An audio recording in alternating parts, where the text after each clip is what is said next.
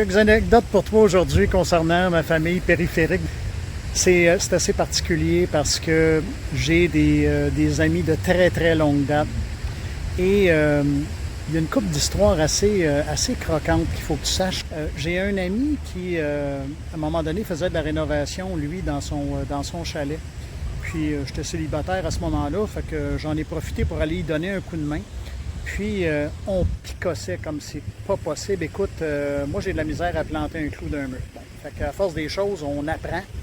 Bien, on commence à rénover, puis à un moment donné, il faut installer de la céramique au plancher. Pas de problème, on s'en va à quincaillerie, et nous autres, les Joe gros bras, on va te faire ça, on a besoin de gratte, on a besoin de couliers, ci puis ça.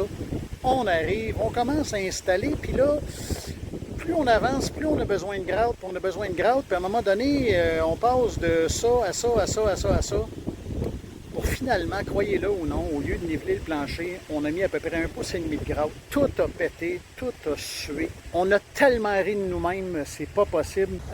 J'ai un autre ami, une autre anecdote, un autre ami, lui, d'une quarantaine d'années, un ami du secondaire, qui faisait un tournoi de golf. Je monte. Je prends une crevaison lente sur l'autoroute, puis j'arrête. Pas de problème, moi je suis bon, je sors mon jack, je lève l'auto, le jack, aucun problème. Je prends ma clé, j'essaie de dévisser les noix, pas capable. Voyons donc, j'ai-tu un problème avec la clé? Je réessaye de rentrer la clé dans les noix, ça marche pas. Pas le choix. J'appelle le remorqueur, il me dit, c'est quoi le problème, monsieur? Il regarde ma roue. Ben, j'ai dit, la clé ne fonctionne pas là-dedans.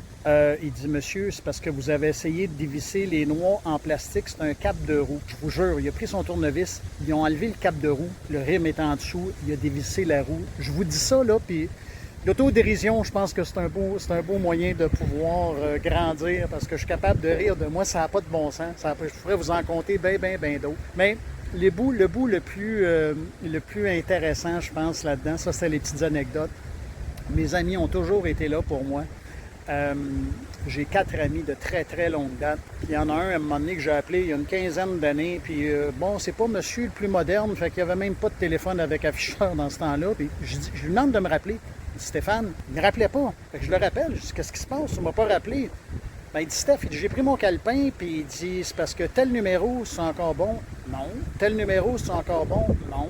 Tant qu'à y être, telle adresse, non. Tel numéro de téléphone de tel employeur, non. On est parti à rire. Mais moi, je peux vous dire aujourd'hui que j'ai eu des moments très, très difficiles. J'ai été très instable au cours de ma vie personnelle et de ma carrière. De nombreuses ruptures, de nombreuses relations, de nombreux employeurs à qui mon Dieu, j'imputais toujours la faute de tous les torts. Et j'étais beaucoup plus en survie qu'en vie. Mais durant toutes ces années-là, ma famille périphérique a toujours été là, m'ont toujours aimé pour qui j'étais. Je remercie le ciel, je remercie tous d'être là. Je ne les nommerai pas, c'est pas nécessaire, ils se reconnaissent.